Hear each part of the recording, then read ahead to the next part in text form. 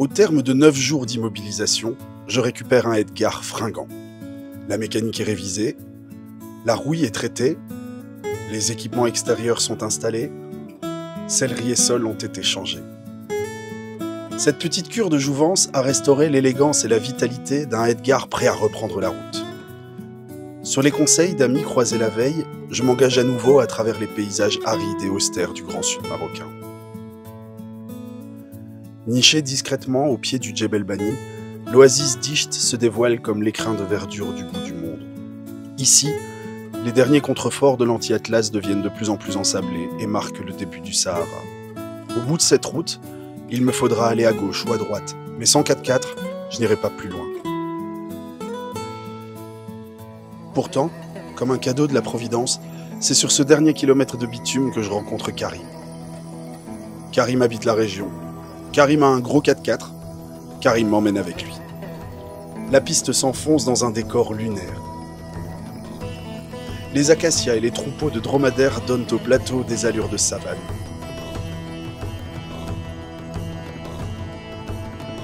Plus loin, les montagnes ensablées sont les prémices des dunes algériennes qui se dessinent à l'horizon.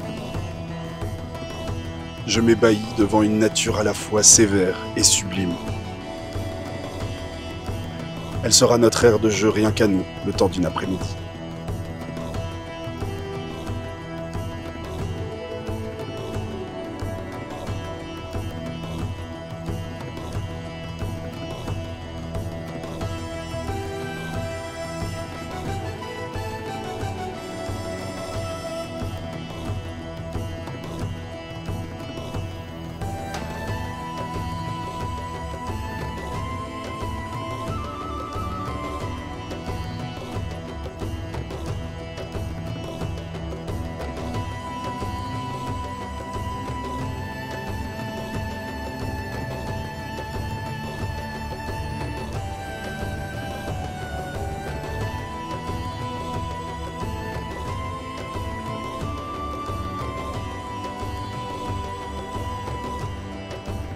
À l'heure de rebrousser chemin, le soleil se couche sur les dunes dorées.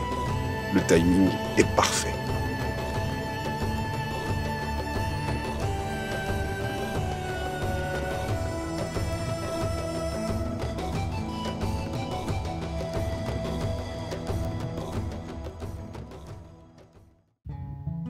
Sous ses allures de village traditionnel ordinaire, la Casbah d'Isht s'enfuit des mètres sous terre. Je déambule dans un labyrinthe de ruelles souterraines qui dessert des maisons en pisé, flanquées de ces portes colorées typiques de la région.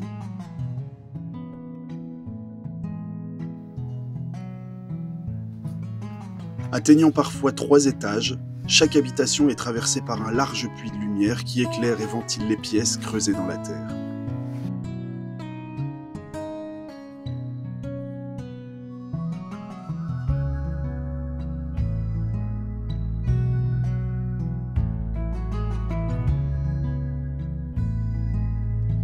Cette prouesse architecturale inégalable vient répondre à un besoin vital, fuir la chaleur dans une région hostile où la température peut grimper jusqu'à 50 degrés en été.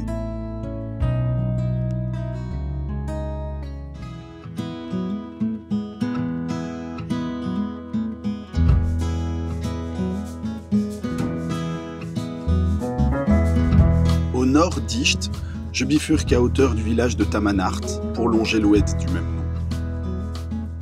Bien que le lit soit totalement asséché, certaines portions de bitume et quelques radiers emportés par les pluies meurtrières de septembre rappellent que derrière son apparente tranquillité, l'environnement peut se révéler hostile.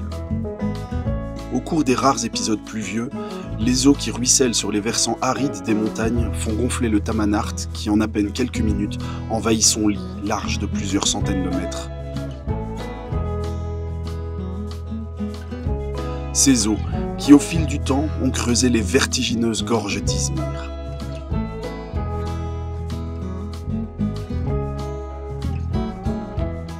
Depuis le fond du canyon, une route sinueuse remonte jusqu'au sommet d'impressionnantes falaises de roches rouges. Sur ces reliefs, les motifs que dessinent nettement les strates et les plissements viennent ponctuer ce tableau qui me coupe le souffle. À la sortie des gorges, je rejoins la route des Oued, qui tire son nom des 24 traversées d'Oued qui jalonnent son parcours. Je quitte la R102 à Fasques, car on m'a parlé d'une source chaude qu'il faut absolument voir. Après une bonne heure sur une piste chaotique, j'atteins enfin ma destination et le résultat est plutôt décevant. Je laisse derrière moi la déception de ce mince filet d'eau tiède et m'enfonce un peu plus sur la piste. Ce soir, je dormirai dans le désert.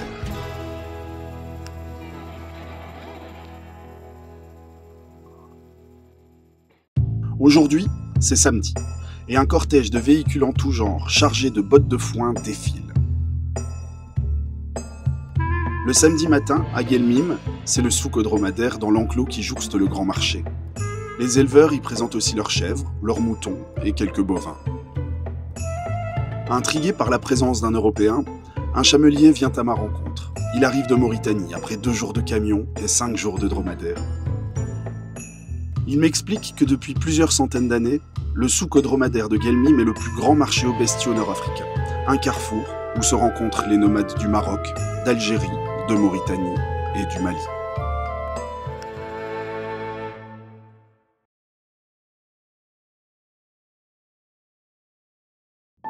Dans le patio de la Casbah Caravansérail, vieille de 300 ans, Abdou arrose ses plantes.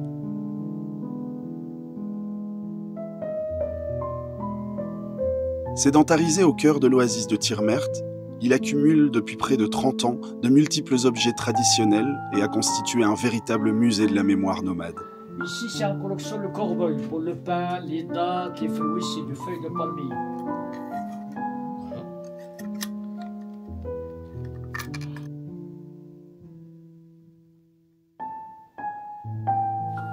Il y a l'éléphant, il y a le renard, il y a le, tu vois, Les scorpions, les criquets, le singe, tu vois. Avec beaucoup de fierté et de passion, Abdou prend le temps de guider la visite de son cabinet de curiosités berbères avant de nous inviter à prendre le thé dans la plus pure tradition marocaine. Bismillah.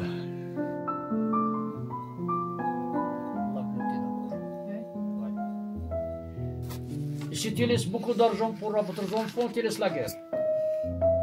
Les discussions et les anecdotes s'enchaînent, les heures défilent. J'ai passé l'après-midi entière chez Abdou.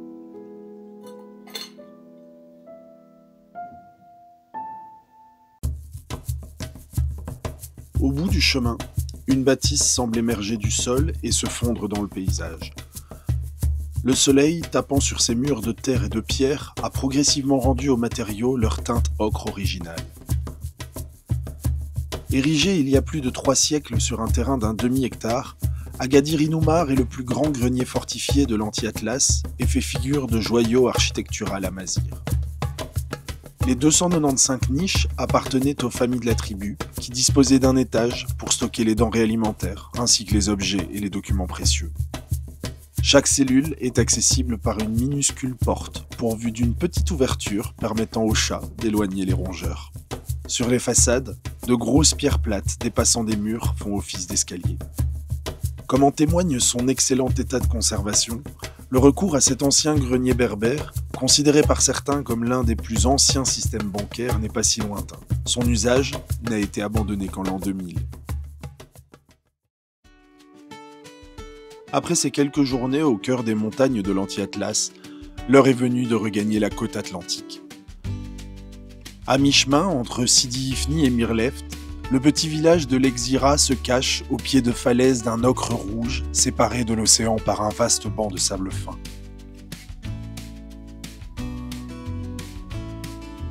Au bout de cette plage immense, l'eau a sculpté la roche pour donner naissance à une arche spectaculaire qui se dresse majestueusement au-dessus de l'Atlantique. Taillée par des siècles d'érosion, l'arche emblématique de l'Exira est comme le témoin silencieux du temps qui passe.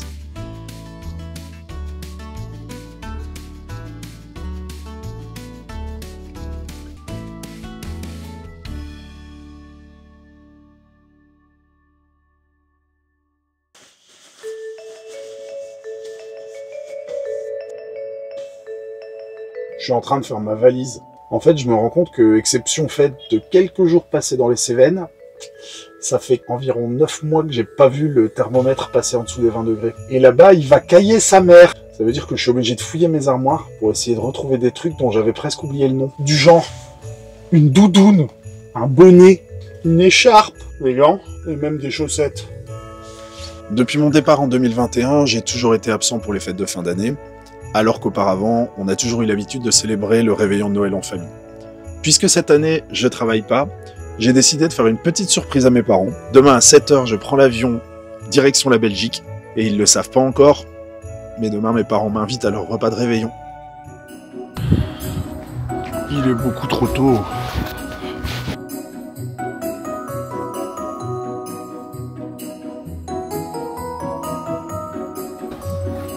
Once again, ladies and gentlemen, very good morning. The overall welcome to this running flight taking you to Charleroi Airport.